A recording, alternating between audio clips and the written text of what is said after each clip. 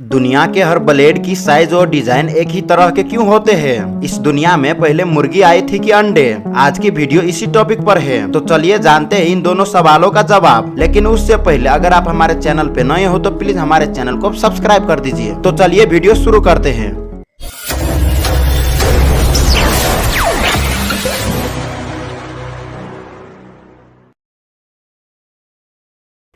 हम प्रतिदिन बहुत सारे उपकरणों का उपयोग करते हैं और उनमें से एक है ब्लेड। लेकिन क्या आपने कभी गौर किया है कि कैसे एक ब्लेड के मध्य भाग में हमेशा एक ही डिजाइन होता है? हर वो ब्लेड जो आपको घर में मिलता है, चाहे वो अपने देश में हो या विदेश में, सबका एक ही डिजाइन होता है। हर ब्लेड का डिजाइन एक ही तरह की होना ये एक संयोग नहीं है, इसके पीछे की एक खास वजह है। इसे समझने के लिए आइए हम ब्लेड के इतिहास के बारे में जानते हैं। ब्लेड को सबसे पहले जिलेट कंपनी के स्थापक किंग केम्प जिलेट ने सन 1901 में विलियम निकर्सन की मदद से बनाया था। उसी वर्ष उन्होंने ब्लेड का पेटेंट कराया और फिर सन 1904 में इसका उत्पादन शुरू किया गया। आपको बता दूं, पेटेंट उसे दिया जाता है जो एक नया आविष्कार करता है और उसका कोई कॉपी नहीं कर सकता।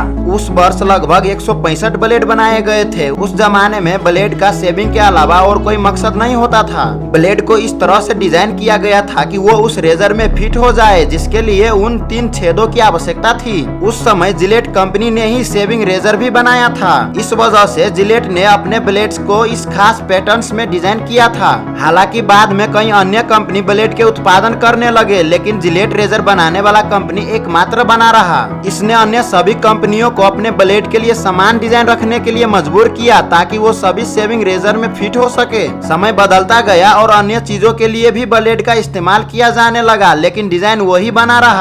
आज के समय में रोजाना करीब 10 लाख ब्लेड बनाए जाते हैं और इन सभी का डिजाइन एक जैसा ही होता है।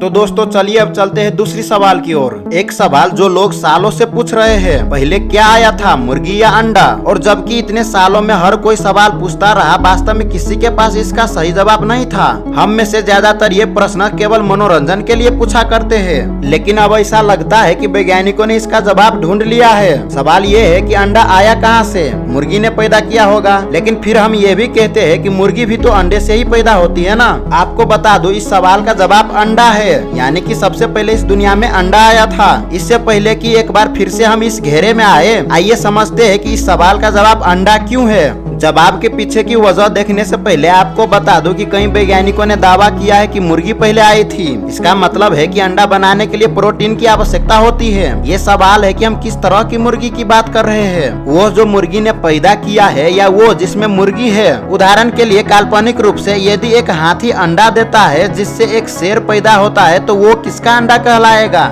जब 2 जीव प्रजनन करते हैं तो उनके डीएनए उनके बच्चे में मौजूद होते हैं, लेकिन वो 100% समान नहीं होता है। इस म्यूटेशन के परिणाम स्वरूप एक नई प्रजाति का जन्म होता है। ये म्यूटेशन अंडे में मौजूद सेल्स में होता है। इसका मतलब है कि लाखों साल पहले मुर्गी के जैसा एक जानवर, जिन्हें प्रोटोटाइप मुर्गी कहा जाता है, वो एक अन्य प्रोटोटाइप मुर्गी के साथ मिला होगा। फिर जेनेटिक म्यूटेशन के बाद एक अंडा सामने आया होगा जिसका डीएनए बहुत अलग हुआ होगा, और वो दुनिया का पहला मुर्गी होगा जिसे हम आज जानते हैं। हालांकि म्यूटेशन की गणना एक अंडे से नहीं की जा सकती, क्योंकि ये एक प्रोसेस है जो वर्षों तक चलती है, जो धीरे धीरे रूपांतरण की ओर ले जाती है। इस म्यूटेशन में भी काफी समय लगा होगा और फिर एक ऐसा समय आया होगा जब प्रोटो मुर्गी के अंडे ने आज के मुर्गे को जन्म देना शुरू किया होगा। तो दोस्तों आज के लिए इतना ही। अगर आप हमारे चैनल पे नए हो तो प्लीज हमारे चैनल को सब्सक्राइब कर दीजिए, वीडियो को लाइक, कमेंट और शेयर कर दीजिए। अब मिलते हैं अगले वीडियो में कुछ नए रोचक तथ्य लेकर।